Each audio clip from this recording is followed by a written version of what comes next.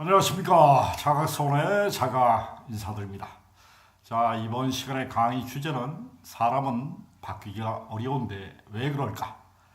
사람의 생각과 감정, 의지는 늘 씁니다. 제가 자주 이야기하는 것처럼 생각과 감정, 의지는 여러분들의 언제나 쓸 수밖에 없는 에너지 장입니다.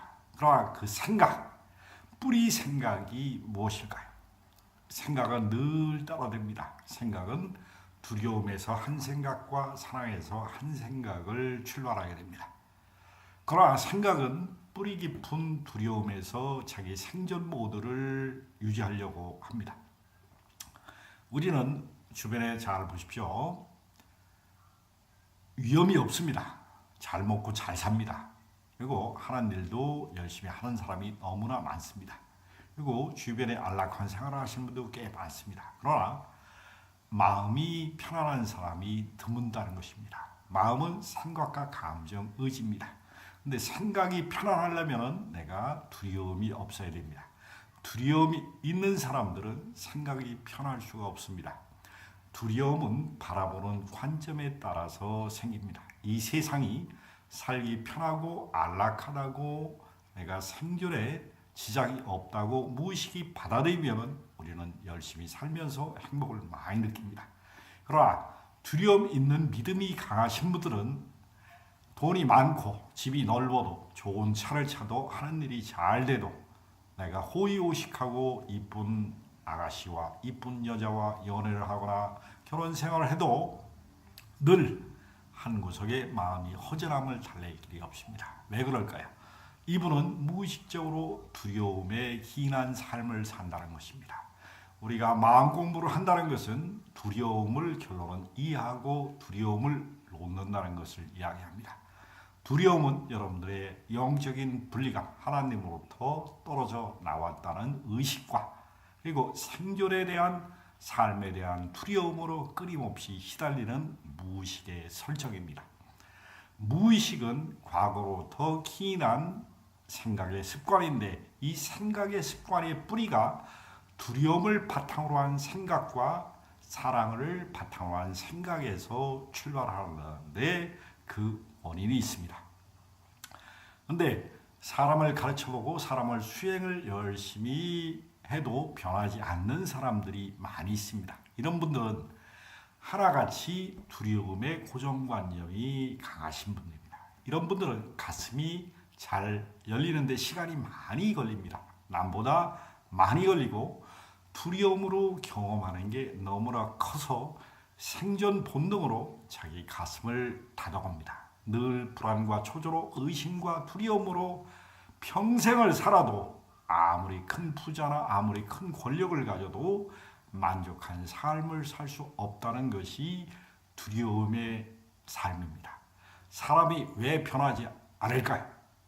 그리고 우울증이나 만성 정신적 질환, 우리가 심각한 질병의 뒤에는 생존에 대한 두려움이 많이 있습니다. 막연한 두려움, 사는 게 왜 사는지 이유를 몰라서 막연하게 두려움으로 끌어안고 있는 무의식, 자기 생각으로 도저히 알 수 없고 이해할 수 없는 의식에 육체에 각인되어 있는 생존 전략이 살아남기 위해서 몸부림칩니다. 그러나 왜 살아남아야 된다는 이유를 모릅니다. 그렇기 때문에 인간은 늘 허전하고 외롭고 아무리 물질적인 성취를 해도 마음이 허할 수밖에 없다는 것입니다. 주변에 우울증이나 공황장애나 정신질환을 앓고 있는 사람들의 그 밑바탕에는 삶에 대한 두려움이 너무나 짙게 깔려 있는 것입니다. 이 삶에 대한 두려움은 과거 전생에서 가져올 수도 있고 현생의 엄마 뱃속에서 형성된 무의식 그리고 내 과거에 물려받은 조상의 유전 정보 속에 대한 삶에 대한 두려움과 고통이 너무 심한 에너지장을 끌고 왔을 수 있습니다. 우리가 마음 공부를 한다는 것은 결론은 두려움으로 기반된 이 생각의 부정적인 에너지 장을 압력 에너지 장입니다.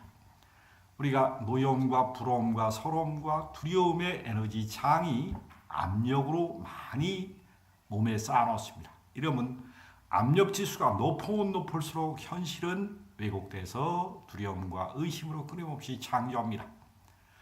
이 두려움과 부러움에서, 노여움에서, 서러움에서 파생된 이 다양한 감정 에너지가 내 몸에서 자연스럽게 흐르지 않을 때 인간은 수많은 다양한 왜곡된 에너지 장을 끊임없이 현실에서 창조하기 때문에 썩은 물질화된 에너지 장의 압력을 어느 정도 빼야지 그 생각을 돌릴 수가 있습니다.